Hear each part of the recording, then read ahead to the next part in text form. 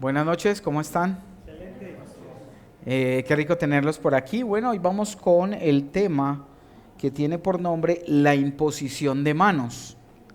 Creo que es un tema donde muchos de nosotros en la expectativa como cristianos preguntamos, ve, ¿y por qué? ¿En qué momento se imponen las manos? ¿Cierto? ¿Cómo es la forma correcta o qué hay que hacer? Si se ponen para arriba, para abajo, con los dedos para los lados o qué, ¿cierto?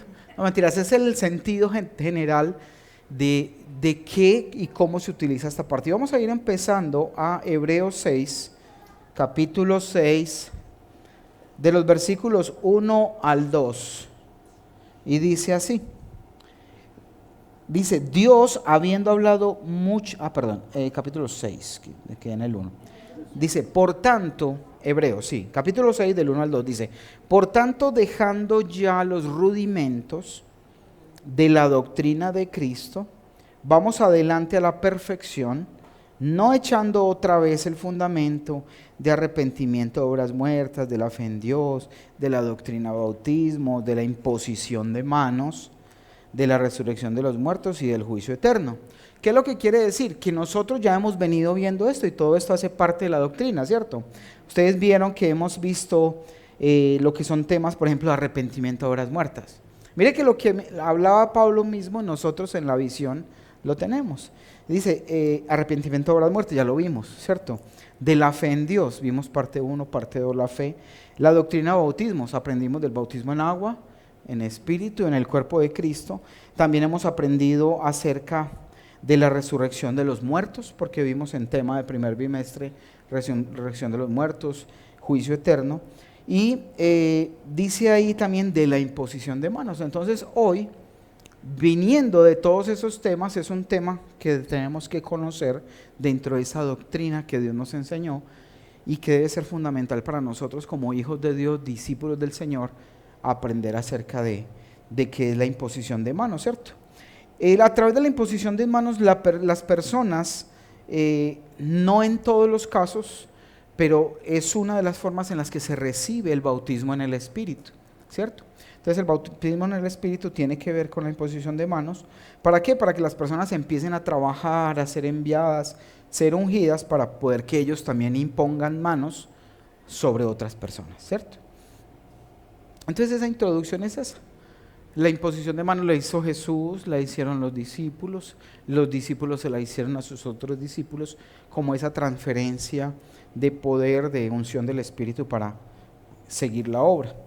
Bueno, hay 3 razones básicas por las cuales se imponen manos. 3 razones. La primera de ellas, las vamos a enumerar, luego las vamos a ampliar. Si quiere ponga número 1, es para sanar enfermos. La primera forma en que se imponen manos. La segunda es para impartir bautismo y llenura del Espíritu. El bautismo del Espíritu y la llenura, esa es la segunda forma. Y la tercera forma es para transferir autoridad y bendición bajo cobertura, ¿cierto? Entonces repasamos. Primero, ¿para qué? Para sanar enfermos. Segundo, el bautismo en el Espíritu y la llenura del Espíritu Santo. Y tercero, transferir autoridad y bendición bajo cobertura. Bueno, vamos a empezar a ampliar entonces esa primera que se llama sanidad de enfermos y vamos a ir a Marcos 16:16. Y vamos a ir mirando cómo a través de la Biblia se veía este fenómeno, digámoslo así, aunque no es un fenómeno, pero es cómo se impartía y se imponían las manos, ¿cierto? Para la sanidad. Marcos, les dije, ¿cierto? Marcos 16. Y dice así: el que creyere y fuere bautizado será salvo, mas el que no creyere será ¿qué? Condenado. Bueno, todo normalmente viene a partir de lo que es la fe y a partir de ser bautizado, de ser salvo. Y nuestra fe es que viene recibir todos estos dones, porque dice también la Biblia que las señales que acompañarán a los que creen en mi nombre será ¿qué? Echar fuera demonios, sanar enfermos, que dice pondrán las manos sobre los enfermos y ellos sanarán, ok. Bueno, Jesús impuso manos, pero ese no fue el único método que él utilizó. Porque a veces la gente, de pronto, aunque dice que debemos poner las manos, Jesús hizo muchas cosas. Y eso es lo que vamos a ver, en qué momento sanó con las manos. O sea, no había como un método, una estructura. Y muchas veces los cristianos nos preocupamos o se preocupan por un método específico, sabiendo que Dios usa diversas formas. Por ejemplo, la vez que sanó al que era sordomudo, ¿cierto? Que le metió los dedos en los oídos y encima le escupió en la boca. Por ahí dicen y se dice, no, Jesús es un caballero, sí, porque él no violenta a nadie para entrar, pero por ahí dicen, ningún caballero le escupe en la boca a otro, ni le, ¿cierto? Muchas veces, a veces tenemos demasiados modales como para haber hecho lo que Jesús hizo, ¿cierto? Porque Jesús dice, escupió en la tierra e hizo lodo. Eso era algo como más poderoso, ¿no? Porque para uno hacer lodo con una simple escupita, pues no. Dice que escupió en tierra e hizo lodo. Eso salió como de sus entrañas, ¿no? Entonces, a veces uno dice, no, es que todo es a veces uno piensa que todo es como muy pulido. Y de pronto tenemos demasiados modales, buenos modales, para a veces entender ese tipo de cosas. Muchos dicen, ay no, qué oso, ¿cómo hace Jesús eso? ¿Cómo hace algo así? Pero él operaba de diversas formas, ¿cierto? Vamos a ver, por ejemplo, cómo sanó. Vamos a ver 7 ejemplos de esa sanidad. Vamos a ir rápidamente. Mateo 8, del 1 al 2. Necesitamos que estén muy pilosos ahí en audiovisuales. ¿Para qué? Mateo 8, del 1 al 2, dice, cuando descendió Jesús del monte, le seguía mucha gente, y aquí vino un leproso y se postró ante él diciendo, Señor, si quieres puedes sanarme. Dice, Jesús extendió la mano y le tocó diciendo, quiero ser limpio, y al instante su lepra desapareció. En este caso, el leproso fue sano, ¿cómo? Tocando, porque él le puso la mano y lo sanó. La hija de Jairo, Marcos 5, vamos a ir a Marcos 5, 23, y Marcos 5, 23, sí, y dice así, y le rogaba mucho diciendo, mi hija está agonizando, ven y pon las manos sobre ella para que sea salva y vivirá. Seguramente esa persona ya había visto cómo Jesús había tocado al leproso, había tocado a alguien más y había sido sano. Entonces, ¿qué le decía el papá Jairo? ¿Qué le decía a Jesús? Ven y pon por favor la mano sobre ella para que ella sea sana. Y dice, fue pues él y le seguía gran multitud. Vamos a ir hasta el 42. Le seguía una gran multitud y le apretaban. Pero una mujer que desde hacía 12 años padecía de flujo de sangre, y había sufrido, y había sufrido mucho de muchos médicos, gastado todo lo que tenía, dice, y nada le aprovechaba, antes le iba peor.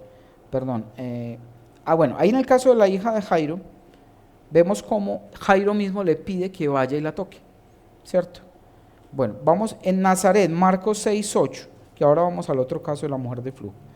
Marcos 6, 5, dice Marcos 6.5 dice así, y no pudo hacer allí ningún milagro, salvo que sanó a unos pocos enfermos poniendo sobre ellos las manos. ¿Por qué no pudo hacer milagros allí? Falta de fe. Porque era el pueblo donde él vivía y todos decían, ¿y ese quién es? Ese no es el hijo del carpintero, ese no es el hermano de Juan, Jacobo. ¿Qué hace ese man tocando y poniéndole manos y que haciendo milagros? Entonces la gente no creía en Jesús. Es más, dice la palabra que ni aún a veces sus hermanos creían en él. Y usted se asusta que porque sus hermanos no creen. ¿Por qué? Porque nadie es profeta en su propio pueblo, y muchas veces la familia de uno, a no ser que tú des un excelente testimonio, empieza a creer. Hay unos que no quieren creer porque aunque haya testimonio, no quieren creer, y ahí sí uno no puede hacer nada, ¿cierto? Muy difícil. Ok.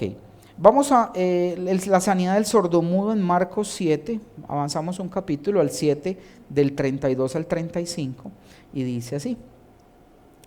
Dice, y le trajeron un sordo y tartamudo, además que era tartamudo porque no escuchaba bien, ¿cierto? Para Dice, solo le derramó y le rogaron que le pusiera la mano encima.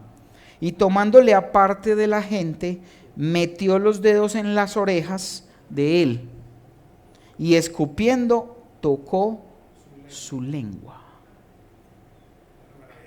¿Nunca lo habían leído? Para que vea que es bueno venir a la academia. Marcos 7, del 32 al 35. O sea, le metió las manos, los dedos en las orejas. ¿Te imaginas sin Copito Johnson, sin nada de esas cosas que uno usa hoy en día? O al menos los ganchitos esos negros que ayudan. ¿Te imaginas? Yo creo que hizo, cuando introdujo los dedos, yo creo que salió por un ladito, ¿cierto? Y dice así. Sí, es que es verdad, ¿por qué se asustan? Metió los dedos en las orejas de él y escupiendo tocó su lengua. Con la saliva escupió y le cayó. Y si ven otras versiones, lo dice que escupió en su boca. Esta Reina Valera, sí. Vamos a verlo por curiosidad y por información en otras versiones. Les recomiendo una Biblia paralela muy buena que se encuentra. Ahorita se las puedo recomendar. Y usted tiene la misma cita como en 10 Biblias diferentes. Es muy sobrada para estudiar eso, porque hay versículos que te dan más claridad en unas versiones que en otras, ¿cierto? ¿Vamos a dónde? ¿A Marcos es? 32 al 35. Marcos 7, del 32 al 35. Y dice así, del 32. Allí le llevaron a Jesús, este es el lenguaje actual, a Jesús un hombre sordo y tartamudo, y le rogaron que pusiera sus manos sobre él para sanarlo. O sea, la gente le dijo, póngale las manos encima. Y él no solo les puso las manos encima. Dice, Jesús tomó al hombre, lo llevó aparte. ¿Por qué lo llevó aparte? No faltaba el, ay no, qué oso, pues cómo, qué cochino, cómo hace eso. No, pues con razón, le destapó los oídos y bueno, le sacó la cera, un lavado ahí. Jesús le tomó al hombre, lo llevó aparte, lejos de la gente, luego le puso los dedos en los oídos del hombre y le puso saliva en la lengua. ¿Cómo le pone uno? Yo cómo le pongo saliva en la lengua con los dos dedos ocupados. Tengo que lanzársela. Ahí no es. No. Metió sus dedos en los oídos y puso saliva en su lengua. La nácar colunga dice que es otra. Le llevaron al sordo y tartamudo, rogándole que le pusiera las manos, tomándole aparte de la muchedumbre, metióle los dedos en los oídos, escupió, dice ahí en el dedo, y le tocó la lengua. Sí. Entonces, él le escupió y puso saliva en la lengua de él. Pero como sea, era saliva, y uno dice, ¿cierto? Pero mira que fue otra forma en las que Jesús, en la diversidad de Dios, utiliza para dar una sanidad, ¿cierto? Un ciego, Marcos 8, 22, 25. Sí.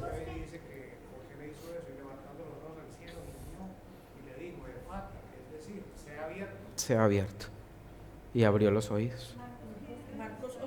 Y ahora vamos a Marcos 8, 22, 25. Y ahí vamos a la sanidad también de un ciego, del 22 al 25, y dice lo siguiente. Dice, llegaron a Betsaida y trajeron a Jesús un ciego y le rogaron que lo tocara. O sea, sabían y habían visto que Jesús sanaba tocando. 23, tomando el ciego de la mano, lo sacó fuera de la aldea y después de escupir en sus ojos y de poner las manos sobre él, le preguntó, ¿ves algo? Y el que dijo, sí, la escupa que me tiró acá.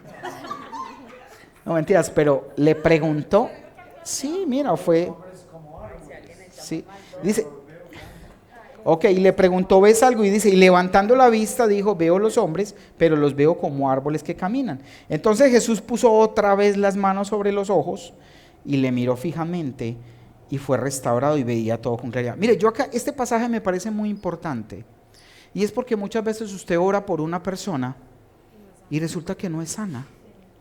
Hay muchas cosas en las cuales hemos aprendido a través de las sanidades, es que, por ejemplo, no sé si estoy en la prédica del domingo, creo que sí todos, esta mujer que era virtuosa, pero aún sus rodillas no eran sanas. ¿Por qué? Porque vivía amargada, vivía con resentimiento, pedía en oración que se quería que Dios se la llevara. Entonces realmente ahí no había una confianza plena puesta en Dios.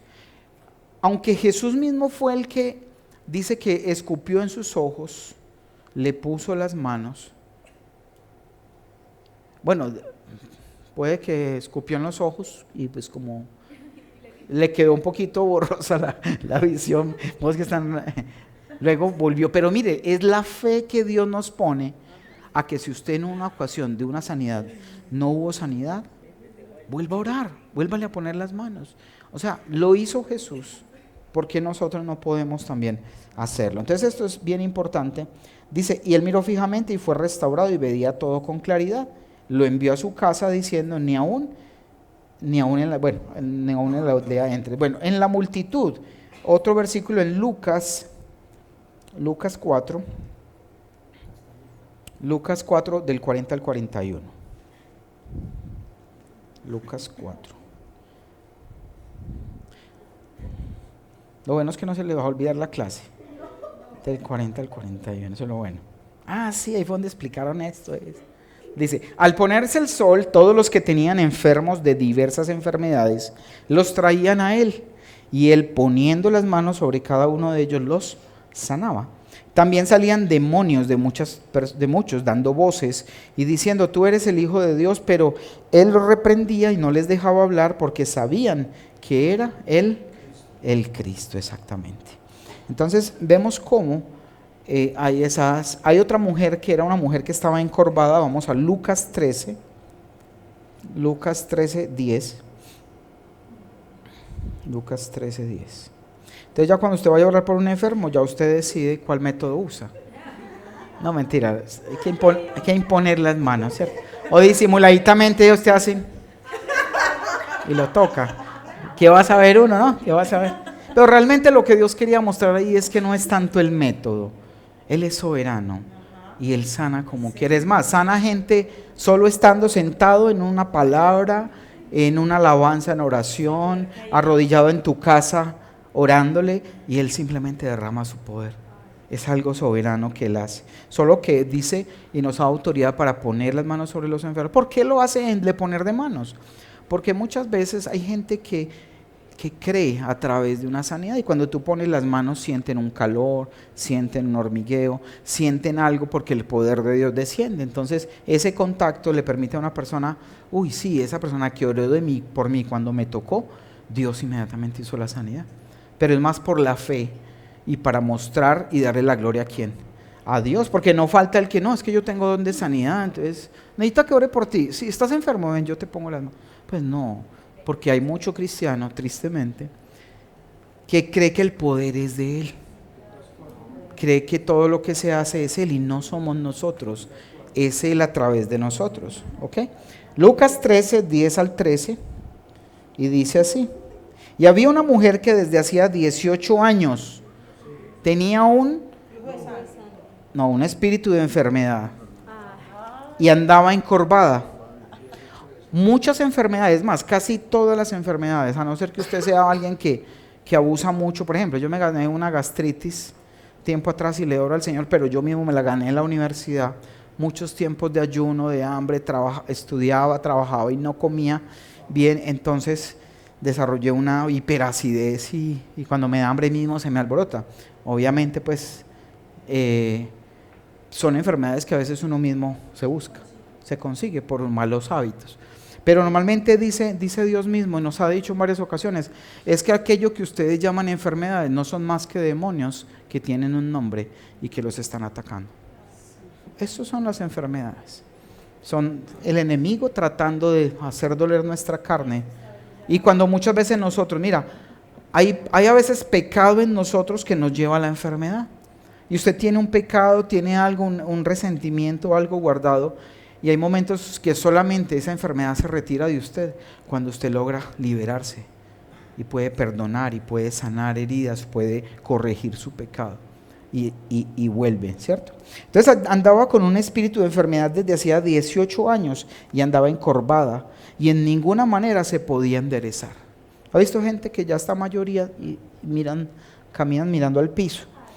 Cuando Jesús la vio, la llamó y le dijo, mujer, eres libre de tu enfermedad. y puso las manos sobre ella, y ella se enderezó luego y glorificaba a Dios. Mira, a mí se me ha quedado mucho en el corazón un versículo que decía Jesús: por la palabra que os he hablado, han sido libres. Cuando tú coges la palabra de Dios y la metes en tu corazón, no aquí, en tu corazón, y la crees y la haces tuya, esa misma palabra te hace libre.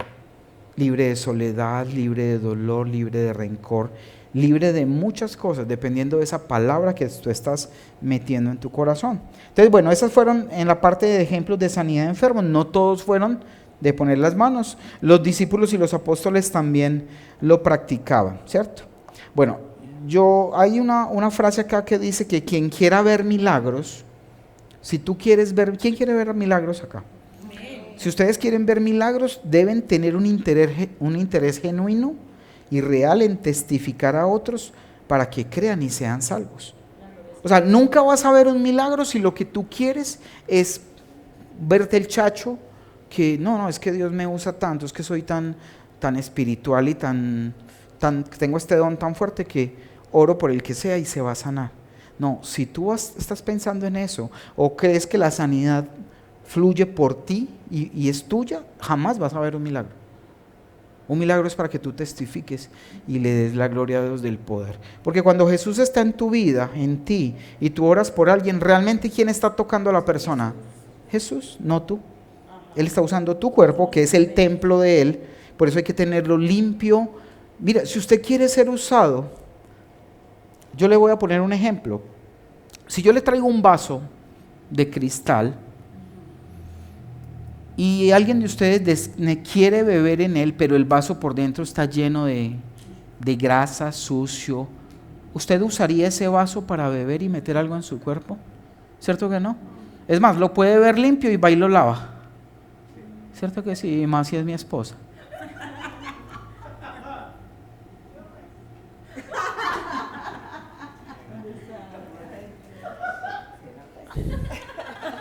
Igual es Dios. Mira, Dios ve tu vida como un vaso. Y ojo, muchachos, ustedes están ya en tercer nivel. Ese vaso de ustedes debe permanecer limpio en santidad, en toda santidad. Ojo, con pecado, con resentimiento, con inmoralidad sexual, con gritería, con celos, contiendas, chitas, pepas, sí, con todos esos pecados. ¿Por qué? Porque cuando Dios te mira, ve un vaso sucio, si hay pecado, y Él no se va a atrever a tomar o a depositarse. Entonces, por favor, sé tú el primero que tengas claro que Dios solamente se va a depositar. Y muchas veces, mira, hay otra cosa, los dones tampoco aprueban tu conducta, eso lo hemos enseñado muchas veces. Tú puedes ver una persona que tiene un don, puede ser lenguas, interpretación, sanidad, y puede que esté en pecado, pero el don está ahí. ¿Por qué? Porque Dios lo dio y no está aprobando la conducta de esa persona. Entonces alguien, es que yo tengo tal don, entonces hago y deshago, porque es que como Dios no me quita el don, es que seguramente estoy haciendo las cosas muy bien hechas. Y es un engaño que Satanás pone. Hay pastores en este momento o líderes que tienen dones, pero que creen que como Dios les dio ese don es porque ellos eran dignos a través aún a pesar de su conducta, una conducta inmoral, una conducta como fuera, y que Dios les está probando y diciendo, mi hijo, muy bien, por eso tienes el don. Falso. Porque el don puede ser dado aún, porque puede haber una persona que viene a la iglesia y lleva una semana, 2 semanas y entregó su corazón todavía de una forma honesta. Dios viene y le da y deposita un don, pero aún su carácter le falta mucho por pulir. Tiene mucho pecado y situaciones que tienen que ser cambiadas. Y yo creo que nosotros vivimos un ejemplo tiempo atrás de alguien que tenía un don y cayó en un pecado fuerte y el don continuaba.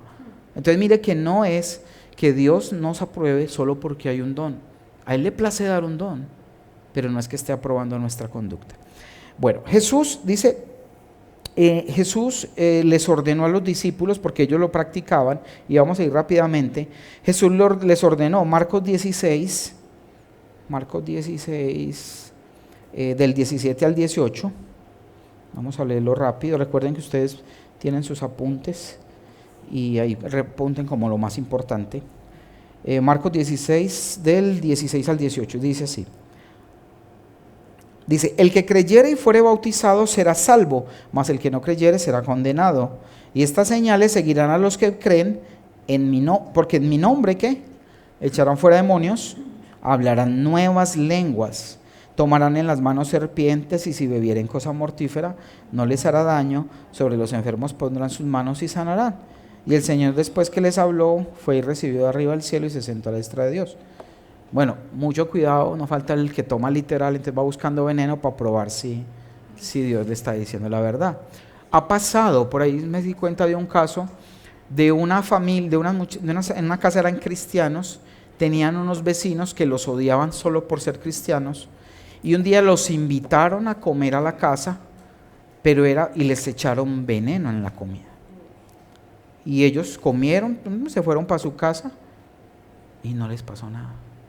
Y luego se dieron cuenta que habían intentado envenenarlos, pero a ellos no les sucedió nada. ¿Por qué? Porque en estos casos donde el enemigo tiende a hacer algo, y tú, por eso es muy importante que tú también, cuando ores, vayas a cualquier lugar, declara bendición sobre los alimentos, declara que nada les hará daño, ¿cierto? Entonces no habrás que saque un pollo podrido de la nevera, Señor, en tu nombre, porque ahí se va de suero para la clínica. Y hay una iglesia en Estados Unidos Sí. que baila cogiendo las Sí, y dicen que si tienen el bautismo del Espíritu y cogen serpientes y las tocan y que no los pican, y eso son unas cosas horribles. O sea, cómo la gente de una forma coge la palabra y trata de acomodarla literal a muchas cosas que no es así. Dice que tomarán en sus manos serpientes y muchas cosas de sentido espiritual, o dice que pisáramos escorpiones, hollarán, pero está hablando el enemigo y sus formas, ¿cierto? Pero han sucedido casos y suceden que Dios cuida la vida de nosotros, porque en Él está el dar la vida, aún el enfermar el cuerpo. Si Él da la orden de que se enferme por algo, lo puede hacer, ¿cierto? Ok, entonces Jesús los ordenó. En Ananías también, cuando oró por Pablo, ustedes recuerdan que Pablo, cuando recibió y fue tumbado tirado al piso por esa luz, dice que lo tumbó pues del caballo, o iba a pie y lo tumbó de todas maneras, quedó en el piso. Luego que Ananías tuvo que ir a orar por él para que le cayeran esas escamas de los ojos, porque él quedó ciego, ¿cierto? Hechos 5:12, ¿qué dice ahí en Hechos 5:12? Vamos rápidamente. Y dice así: y por la mano de los apóstoles se hacían muchas señales y prodigios en el pueblo, y estaban todos unánimes en el pórtico de Salomón. Ahí fue cuando también empiezan a narrar sobre cómo Ananías oró por Pablo, ¿cierto?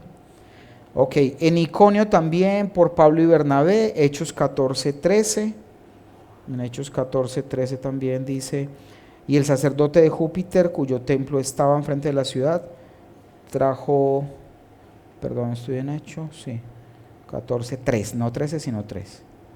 Dice así: por tanto se detuvieron allí mucho tiempo, hablando con denuedo, confiados en el Señor, en el cual daba testimonio a la palabra de su gracia, concediendo que se hiciesen por las manos de ellos señales, por las manos de ellas. ¿Por qué? Porque la gracia del Señor, confiados en el Señor, en el cual daba testimonio a la palabra de su gracia, ¿cierto?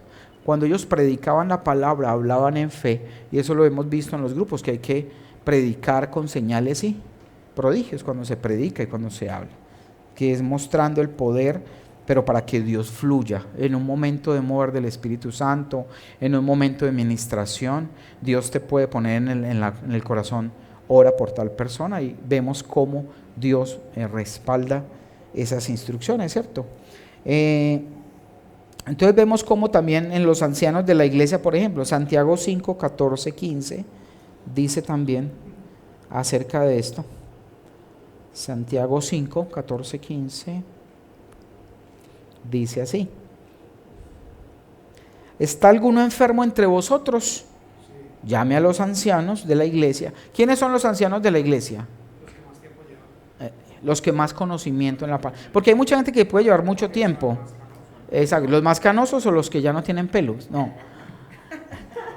Son aquellos que por el conocimiento de la palabra ya se les llama. Es más, hay niños, ojo, hay niños que pueden tener 10, 11 años y para el Señor son ancianos. Y los juzga como tal. Dice él, en el cielo no hay diferencia entre niños, jóvenes y adultos. Porque es que en mi conocimiento ellos podrían, siendo pequeños cronológicamente, ser unos ancianos. Como hay ancianos cronológicamente que pueden ser niños o bebés. Entonces mucho cuidado, porque Dios te va a exigir de acuerdo a lo que conoces. Dios a ti te va a juzgar de acuerdo a lo que has aprendido y no haces. Y a un nuevo lo puede juzgar de igual forma, solo que a él lo juzga de acuerdo a lo que ya ha aprendido de la palabra. Una vez le preguntábamos nosotros a Dios, a través del don de lenguas, Señor, porque Él nos corrige demasiado, y aún más al equipo que Él ha seleccionado, y nos tranca fuerte y nos exige. Ustedes no se imaginan cómo, pero es puro amor. Nos exige de una forma tan tremenda que una vez yo le pregunté, le dije, Señor, si nosotros que te tenemos a ti para que nos instruyas, es tan difícil y tan complicado y fallamos en tantas cosas, ¿cómo serán o cómo vas a juzgar a las iglesias que están acometiendo tantos errores y que no te tienen a ti con voz audible para corregirlos? Y me dijo, hijo, tú sabes que a quien más le doy, más demando. A ustedes, mi juicio sobre ustedes será más grande. A ellos los juzgaré de acuerdo a lo que ellos hayan aprendido a través de la palabra. Entonces es más tremendo, y esta iglesia, aunque ha tenido tanta bendición, tanto mensaje directo de Dios, tenemos más exigencia, más duro para nosotros. ¿Por qué? Porque es que lo tenemos a Él en vivo y en directo a través de los dones. Entonces miren cómo es más responsabilidad para nosotros. Entonces los discípulos lo hacían, practicaban también miren la imposición de manos, y miremos otros tipos de sanidades. Ponga ahí, sanidades sin imposición de manos, si quiere poner como un titulito. Sin imposición, los 10 leprosos a distancia, vía Bluetooth. Sí, Dios ha hecho unas sanidades increíbles por teléfono. Nosotros orando por una persona que está en la costa, que está en otro lado, en otro país, y han sentido y han vivido unas sanidades increíbles. ¿Por qué? Porque Dios es soberano y se mueve como quiere. Lucas, creo que es 17, 11, 14. No me entiendo la letra. Lucas, vamos a ver si es ese, si no miramos otro. 17 del 11 al 14. Y dice, yendo Jesús a Jerusalén, pasaba entre Samaria y Galilea, y al entrar en una aldea le salieron al encuentro 10 hombres leprosos, los cuales se pararon de lejos. ¿Por qué se pararon de lejos?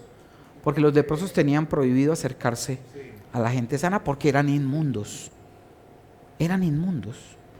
Entonces tenían que, es más, ellos iban por la vía y si iban a pasar cerca a alguien tenían que decir leproso, leproso, y la gente se separaba porque eran inmundos. ¿Se imagina?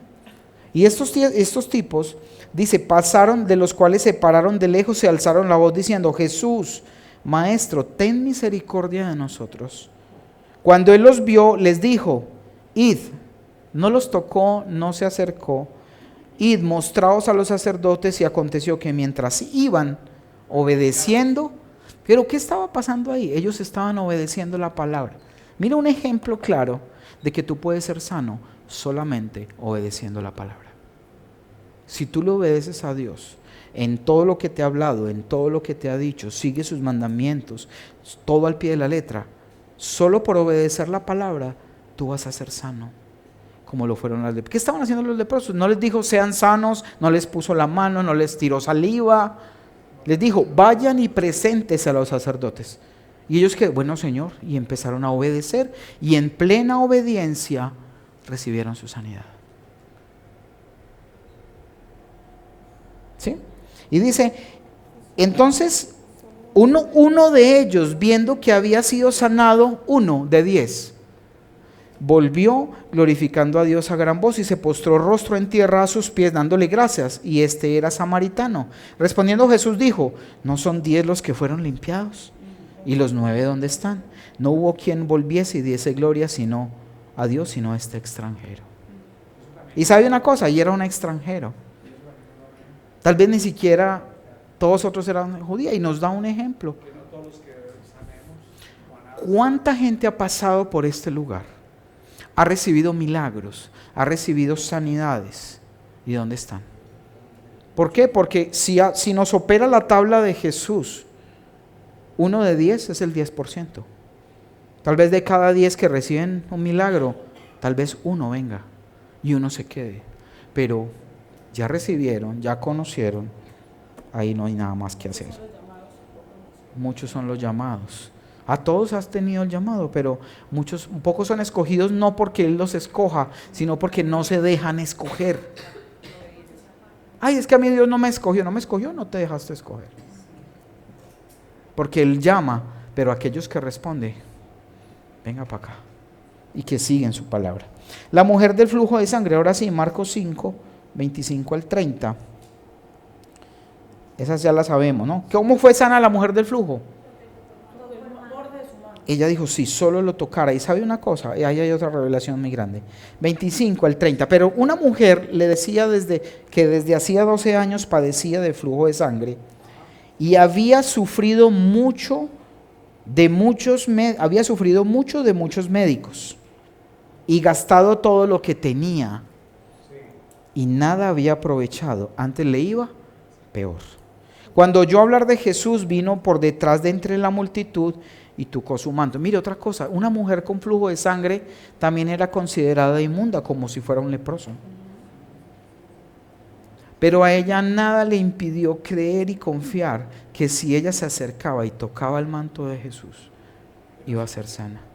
Mira, y te voy a decir algo, tal vez tu enfermedad lo único que necesita es que tú te postres en intimidad y te acerques a tocar el manto de Jesús.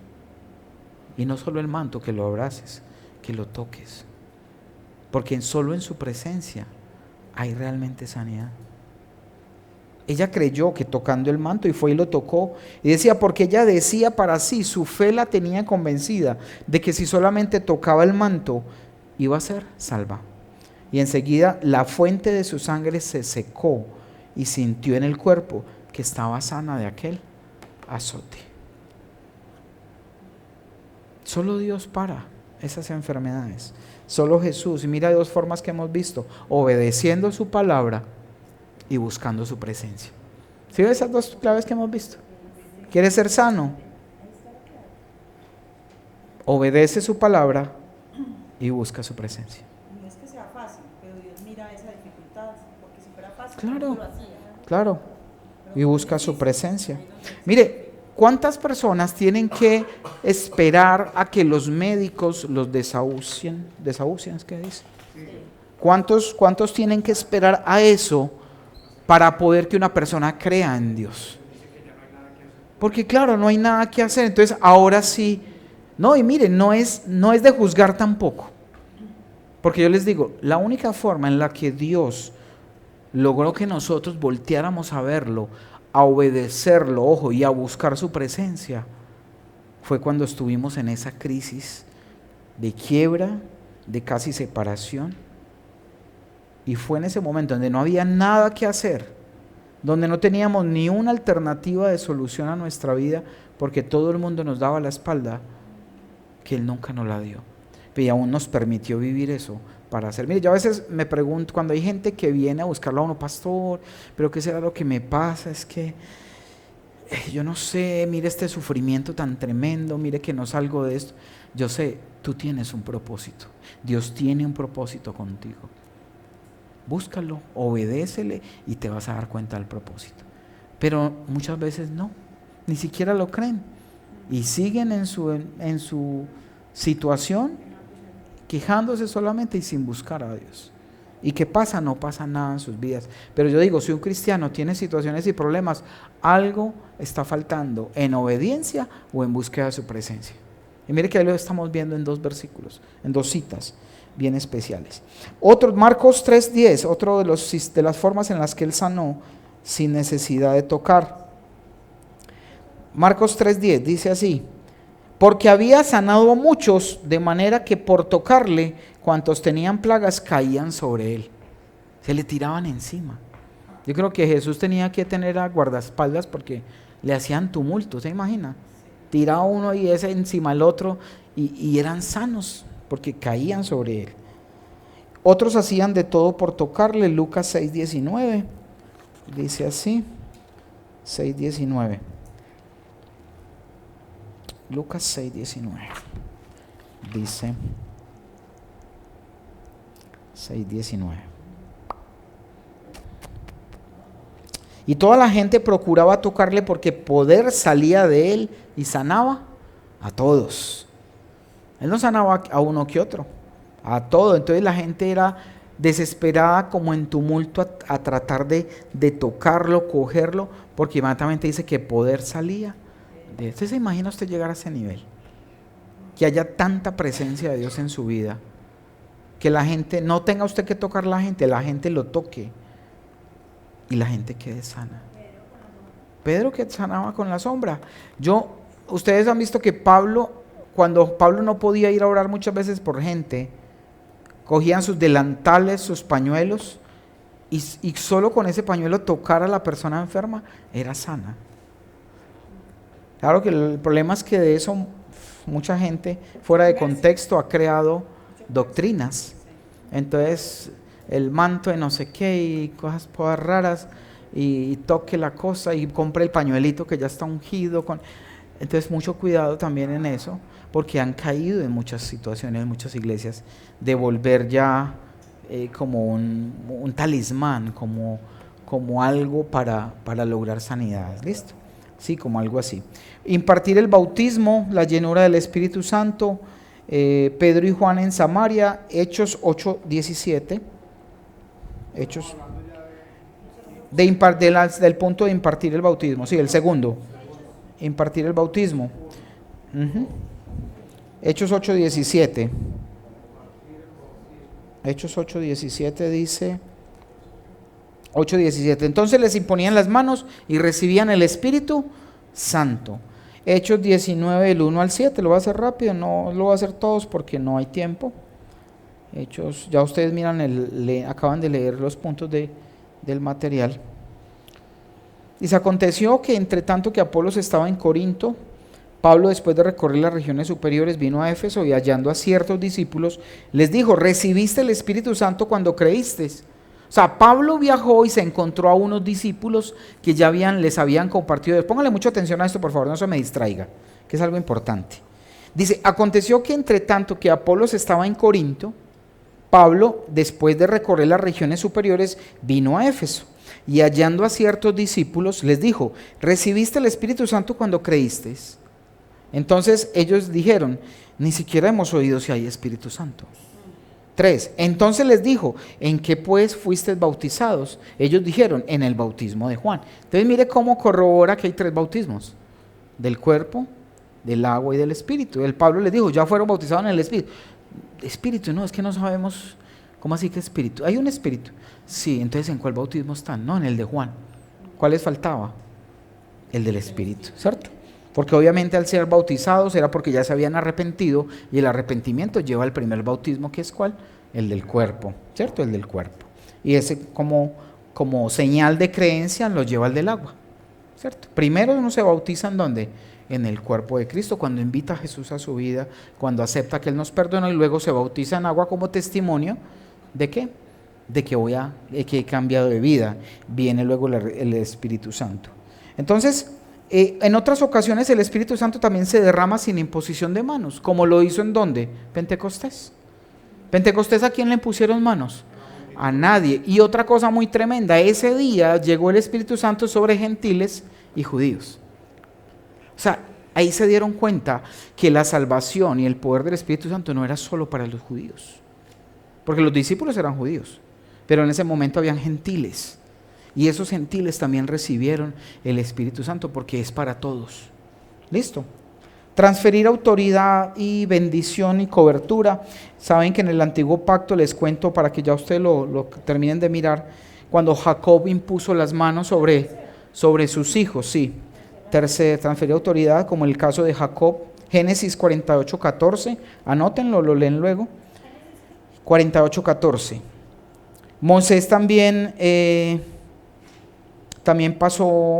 hizo imposición de manos para transferir poder, Números 11:25. Y Moisés, cuando impuso las manos sobre Josué, también para transferirle el poder. Igual en el liderazgo de la iglesia se hace transferencia de poder cuando se nombraron diáconos. Leamos Hechos 6 del 1 al 6, en el nombramiento de diáconos también se hacía imposición de manos. En aquellos días, como creciera el número de los discípulos, hubo murmuración de los griegos contra los hebreos, de que las viudas de aquellos, las viudas de los griegos, eran desatendidas en la distribución diaria. ¿Por qué? Porque en ese tiempo se formó como una comunidad.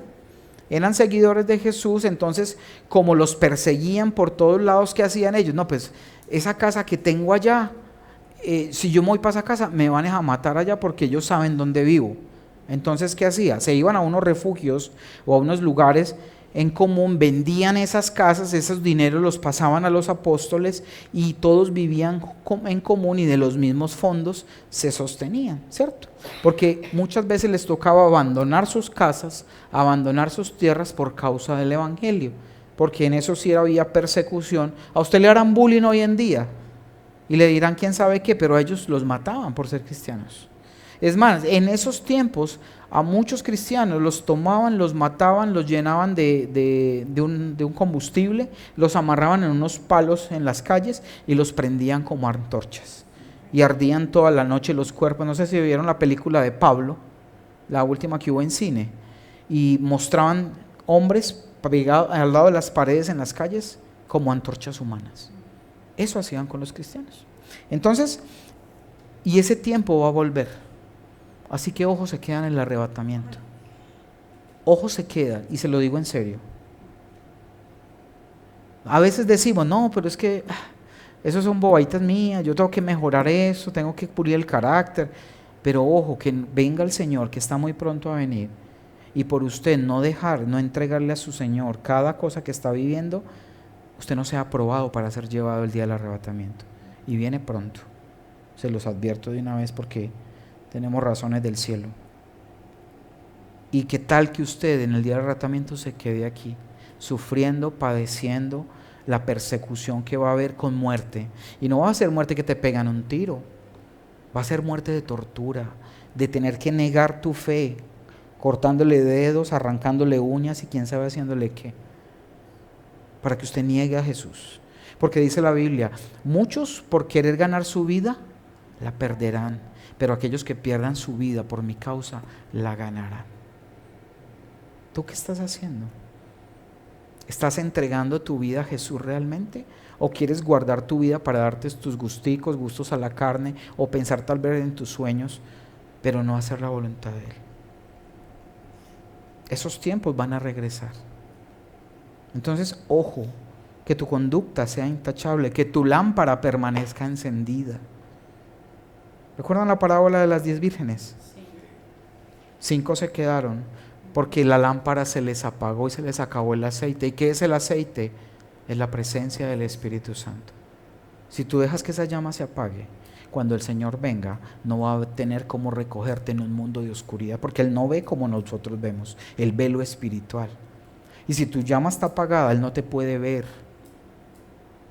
y no te podrá recoger, aunque quiera hacerlo. Entonces, pilas, muchachos. Para eso estamos aprendiendo, para eso nos estamos instruyendo. Esto no es jugando. Esto no es a jugar a la iglesia, a jugar al cristiano. Ay, es que yo voy allá, me veo todo lindo, me ven todo espiritual. No, pídele al Señor, trabaja en tus debilidades, trabaja en tus defectos. Entrégale a Dios cada situación. Ojo, y no imponer manos con ligereza. No le esté poniendo las manos a cualquier persona de un momento a otro para orar. Haga como, vamos a ver Lucas 6, 12, 16. Pues en cuestiones de ceder autoridad, obviamente Dios nos mandó a orar por los enfermos y hay que orar, pero cuando tú vayas a delegar autoridad sobre alguien, de que este es empoderado y ya es mi discípulo y vamos a orar, mire el ejemplo que el mismo Jesús nos dio. Lucas 6, 12, 16, dice así. En aquellos días él fue al monte a orar y pasó la noche orando a Dios. ¿Cuánto pasó orando? Una noche entera. con comunión directa con Dios, pero pidiéndole. Dice, y cuando era de día llamó a sus discípulos y escogió a 12 de ellos, a los cuales también llamó apóstoles. A Simón, a quien también llamó Pedro, a Andrés su hermano, Jacobo, Juan, Felipe, Bartolomé, Mateo, Tomás, Jacobo hijo de Alfeo, Simón llamado Celote, Judas hermano de Jacobo y Judas Iscariote, que llegó a ser el traidor. Aún para poner las manos, para delegar autoridad, hay que orar, hay que pedirle. Es que dirá, ay, entonces ¿por qué Jesús oró y le puso las manos a Judas? Fue una pregunta que también le hicimos a Dios. Y Dios dijo, no, para que mi Padre hiciera su voluntad, Él dejó a alguno de ellos con espíritus de incredulidad y de traición. ¿A quién dejó con incredulidad? A Tomás. Y a otro para que lo traicionara, porque si no, no se hubiera cumplido el propósito. Le dice, pero ustedes deben llevar, liberar a través de la palabra y también expulsar a aquellos demonios que de pronto hagan daño en la gente o en sus discípulos, porque es que ustedes no tienen el mismo propósito que yo tuve, nos decía Jesús. Ustedes no hay nadie de ustedes que tenga que morir en una cruz para salvar a otros. Yo ya lo hice. Por eso mi Padre dejó que algunos tuvieran espíritus aún para poder que se cumpliera el propósito. Nosotros sí tenemos que hacerlo de otra forma. Llevarlos a la palabra, instruirlos para hacerlo. Entonces, quiero que quede como conclusión esta parte pues de que no es tanto un método como tal, hay una orden de hacerlo, para imponer manos, para dar la autoridad, para sanar a los enfermos, pero tú puedes ser sano en cualquier momento que estés dando la palabra, que la estés recibiendo, que estés metiendo a tu corazón. Y mira esas dos claves tan lindas que vivimos ahí. Obedeciendo su palabra hay sanidad, y buscando su presencia hay sanidad. Entonces no se encasille, no se ponga cuadriculado, porque mucha gente, no, es que Dios no funciona así. Dios funciona como quiere, es que usted no le puede poner límites a Él. ¿Cómo vas a restringir al Espíritu Santo? ¿Cómo vas a restringirlo si Él es soberano y Él puede hacer lo que quiera? ¿O cómo fue sano Naamán 7 veces sumergido, simplemente doblegando el orgullo? Naamán fue mandado a sumergirse 7 veces, porque para él solo una vez era muy, muy pesado para su orgullo, era mucho. Gracias, Señor. Tuvo que meterlo 7 veces. Es más, ese símbolo, ese número 7, a mí me representa de lunes a domingo. Tienes que doblegarte todos los días de la semana y del año y de tu vida, y doblegar tu orgullo para que Dios haga algo en ti. Para que Él haga algo en ti. Con esto hemos terminado el tema de la imposición de manos. Muchas gracias.